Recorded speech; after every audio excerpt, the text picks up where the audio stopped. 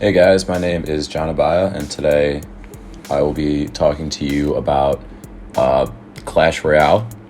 Clash Royale is a free-to-play, real-time strategy like mobile video game, which is developed and published by Supercell. It's pretty much like the less popular version or cousin of Clash of Clans. So the game combines elements from collectible card games, tower defense, and multiplayer online battle arena, and it's pretty much circulated on eliminating your opponent's towers. So basically, you want to eliminate their tower or all three before that they eliminate yours, and the cards that you use and play with to help determine whether you win or whatnot. I just kind of pulled this tier list from offline, but there's over 100 cards that you can that you have at your disposal to use. Your lineup can only consist of 8 cards, which really increases the diversity of the cards that you will come against, whether it's in ladder challenges or through tournaments or whatnot. And there's billions of different combinations you can choose, so it's very rare to see the same deck at any given time twice, within a certain play period.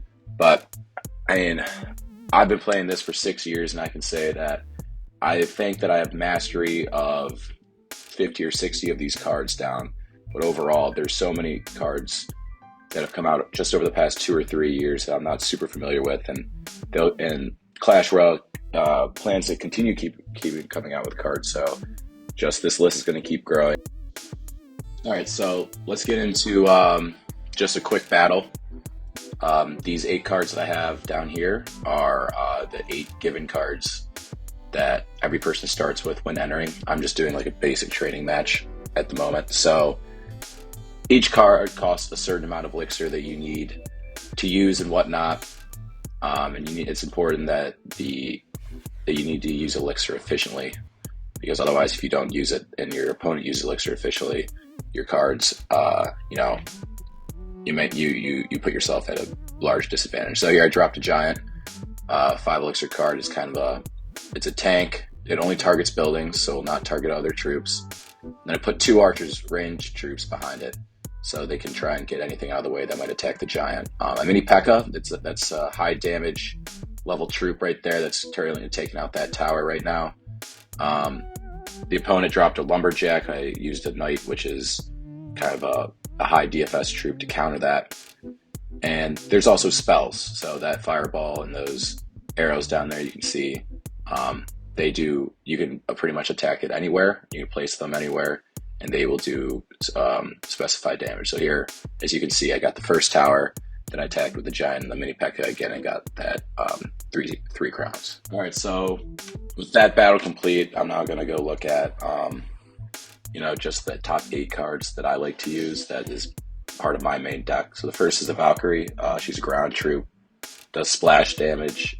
She's a mini tank, so she's hard to take down. You want to place people behind her because she can do a lot of damage there. It's a very strong card. The next is a bomber. This is a 2 elixir troop, also splash damage. That's what most of my deck is.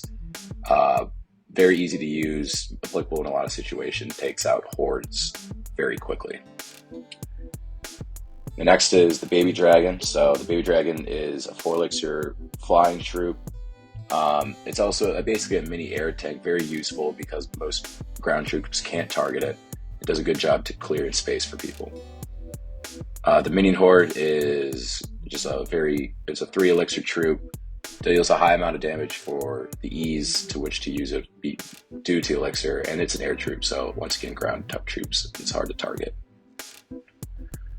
This is the main attack force that I use, a giant skeleton. He carries a big bomb on the back of his back. When he dies, that bomb explodes and does over 1,000 damage to the crown towers, which is extremely important.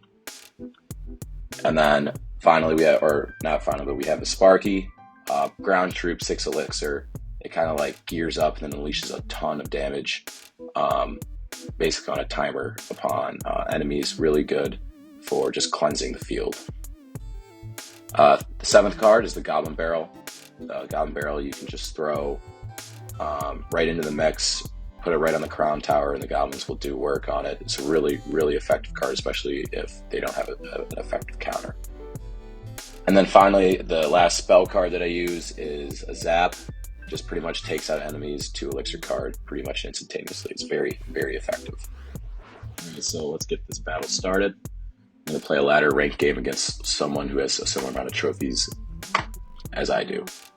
So you can see the elixirs cost on the bottom right there.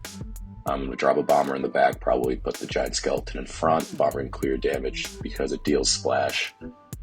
So there's the giant skeleton. I'm going to put a Valkyrie out there too to help eliminate stuff and switch it up. They played Electro Dragon and Baby Dragon, so put the minions in there. Missed with the Zap on that, so that ruined the ruined the Inferno Dragon's beam.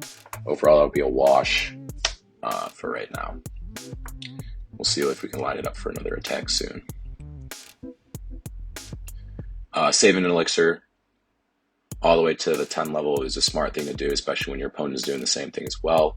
That helps you get an elixir advantage. So basically, an elixir advantage is them misplaying a card or you outsmarting them somehow and getting a step ahead of the troops. So they just played a log with the barb rush barrel, so they actually did damage to that tower. That Sparky, like you see, like I told you, builds up. Eliminated the Ice Wizard right away. They dropped a Fireball, didn't hit my Baby Dragon, which means it's still got a lot of mini tank left, and boom, the Sparky and Goblin Barrel take it out. Now, if you notice, the Valkyrie did a lot of damage on the other one because he was too busy trying to play defense against the Sparky, and that's one of the good things about the Sparky is that it's a rare card to play. When you drop it, a lot of people kind of overreact to it because of how much or how strong it is. So I wanted to draw that Knight away. Giant Skeleton didn't do much, didn't matter. Knight was low on health. Here comes the Inferno Dragon counter to the Giant Skeleton. I gotta put my minions down to make sure that I can eliminate them somehow. Use the Zap to disrupt the Inferno Dragon beam. Now he locked on another target, that beam's gone. Need a counter for this Barb Barrel, but it doesn't matter because we 3-crowned them. They're too busy focusing defensive getting the Crown Tower to notice that my Giant Skeleton was still alive. So overall, relatively good round. And I got 3 crowns, and I increased in trophies. So, I say let's collect. This could be an entirely new card I haven't got before, and it is the Mighty Miner, and I've never gotten that card before. So look at that. So I might use that in the future to try it out. All right. So what I just did there was basically the ladder challenge. That's a trophy ladder, and as you continue to go up, continue to gain trophies, that just indicates that you're a better player. This other part is a different type of ladder challenge, and it's kind of like a tournament style where you draft cards based on your knowledge of them, the levels that they have, and what your opponent is drafting. And I think that this is a really good indicator of how good you are, how much you know your different cards, because as I'll show you in a second here, there's a lot of cards that you can pick from, and there's a lot of cards you need to know. So this is a different aspect of Clash Royale, similar battle, but I just want to show you how the drafting and everything works. All right, so let's hop into this. This will be a different interface, our immediate one, because we are conducting a draft. So right now it's my opponent's turn to choose a card. He chose a Valkyrie. That's a classic card to choose in this situation. Normally what I like to do here is pick a building, when the Tesla is my highest, or is the building that I have the most experience with. And then I'm going to go minions, because minions can eliminate Valkyries without, taking damage themselves. He just went Lumberjack to counter my minions, and minions pack us. So he's actually got a lot of high DFS ground troops, so I got to figure out something there.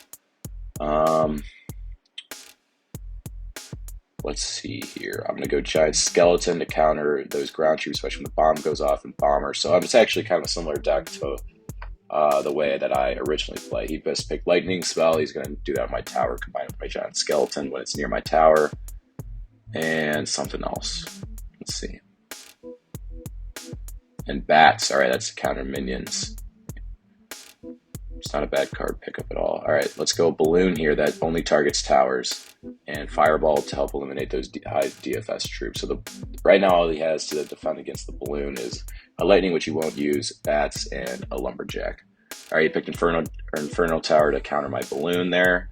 And Tornado is a cool card. It kind of pulls everything in the opponent's area to one spot together. It was a very interesting card to use. Has a lot of questionable ratings. Alright, so we're going to go with the Ice Spirit as a 1 elixir card to just freeze people really quick and help me cycle faster. And Mighty Miner, the card that, I just unlocked. So I've played with it before in tournaments, but I haven't played with it very recently at all.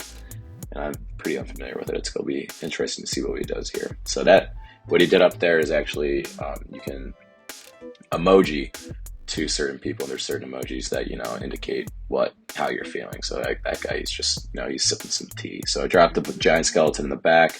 He dropped the Valkyrie in the back. His Valkyrie's only a level 8, which is going to help out a lot. The max level you go here is level 11. I'm going to go a Fireball to get that Inferno Tower out of the way. Oh, Lumberjack caught a spare body, and hopefully that bond. Yep, Lumberjack's taken out. So that Inferno Tower there is going to be a little bit of a problem for me when attacking the tower. So he has a Flying Machine that's only a level 8. I'll drop a Tesla. Maybe a bad elixir trade-off there, but the Flying Machine only got a few hits off. Right now, I think we're both in elixir conservation mode. We will see what we do, but I think what I'm going to do right now, I don't really like wasting elixir time. Drop the giant skeleton right here in the back. And, all right, he dropped the mini P.E.K.K.A. We're going to need something to counter that. Drop a bomber behind him to do some damage. Ice Spirit, freeze him a little bit, and put the minions on top where they can't be. All right, there he goes, his lightning spell. So my giant skeleton is not looking fantastic. Now the minions are going to be in front of the giant skeleton, so the giant skeleton won't get hit immediately. Don't have a great elixir counter for bats at the moment. Let's see if the giant skeleton can push. All right, I think he did. I think he pushed. And that bomb just took out, 33% of that tower. Oh, here comes Mighty Miner. Mighty Miner. Tower.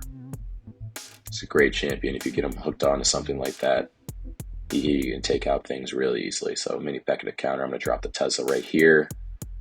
And the bomber just as an insurance play. That might have been a bad elixir trade. Yep, Tesla took out the P.E.K.K.A. pretty easily without the miners helping him. Tower up, and all he has is about 2 hits from a level 8 Flying Machine on me, so it's looking good. I'm going to drop Balloon, Ice Spirit, push to the right, drop Mighty Miner here, prepare for Inferno Tower. There it is. Yeah, that's not going to get me anywhere. That wasn't the best attack phase, but, it's fine. We just need to play defense now. So drop a Tesla.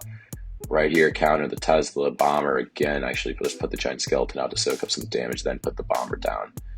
All right, this is looking good. This is looking good right now. There's still nowhere near enough. All right, I'll let that guy do his thing. Bloom Miner push offensively. Now he has to counter. I got 15 seconds left to make sure that he doesn't want to throw the Fireball in there. Not that it really matters. Get that out of the way. Drop a Tesla here to counter. Honestly, yeah, that's fine. He can do what he wants. That's just never going to happen. And all right, looks like that's game right there. And we won 1-0, 3-minute games, but it was good win. All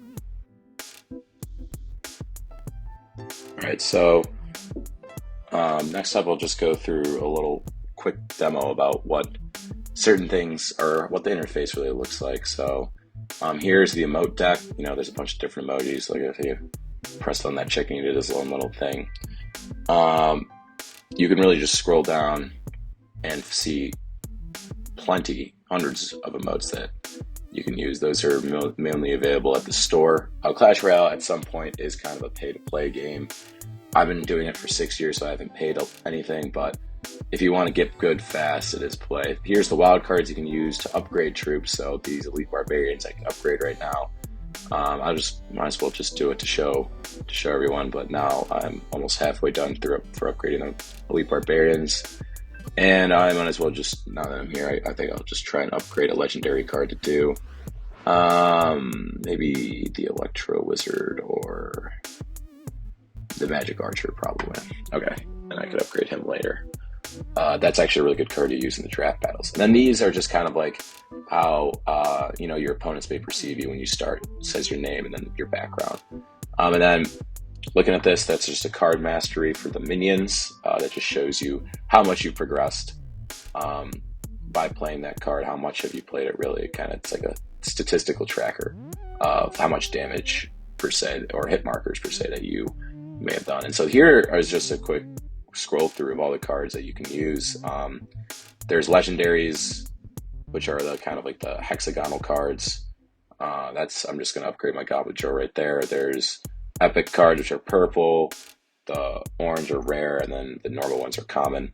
You can also look at, not the card mastery, but you can look at the star level, which kind of changes the aesthetic look of the cards. So that's right there is with 1 star level. And then here, if you go to 3, the minions that you actually turn purplish. So that's just an aesthetic look. And then here you can look at the stats of the minions. They're pretty good. And then Clash Royale also provides a little description of how they came around. So it's pretty interesting. Then there's daily tasks that you can do. You collect certain things out, like those tokens right there, can upgrade your banners. I got I got crowns because of it. A lot of little initiatives and goals that you can do throughout the game that I think makes it very appealing. Here's the friends list. A lot of people, Clash Royale is very popular, so I have a lot of friends who play there. That's a banner box, essentially showing like all the little banners. So as you can see in the top, there's a P.E.K.K.A. And then here's the activity log. Looks like I'm pretty much 50-50 throughout time. You can look at the top players, clans, ongoing clan wars.